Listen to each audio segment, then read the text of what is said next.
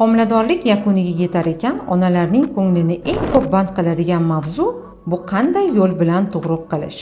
Bu tabiiy holat. Har bir ayol o'z tanasi, bolasi va sog'lig'i haqida o'ylaydi. Keling bugun bu masalaga aniqlik kiritamiz. Kesircha kesish tibbiy zarurat bo'lsagina tavsiya etiladi. Agar bola yoki onaning hayoti xavf ostida bo'lsa, yo'ldoshning noto'g'ri joylashuvi kuzatilsa, egizak homiladorlik bo'lsa yoki oldingi tug'ruqlar kesircha kesish bilan yakunlangan bo'lsa, bugungi kunda bu operatsiya xavfsiz va ancha yengil kechadi. Uning quyidagi afzalliklari bor. Oldindan rejalashtirilgan bo'lishi mumkin. Qisqa vaqt ichida bolaning hayotini saqlab qolish mumkin. Lekin o'ziga yarasha kamchiliklari ham bor. Operatsiyadan keyingi tiklanish davri uzoqroq bo'ladi. Keyingi tug'ruqlarda ham aynan ushbu usul ehtimoli ortadi.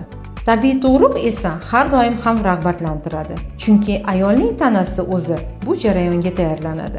Bola ona qornidan o'z yo'li bilan chiqadi. Ko'p hollarda tiklanish tezroq bo'ladi. Ona va bola o'rtasida emotsional aloqa kuchliroq bo'ladi. Ona o'zini kuchli va yengil his qilishi mumkin. Ammo tabiiy tug'ruq hamisha silliq kechmaydi.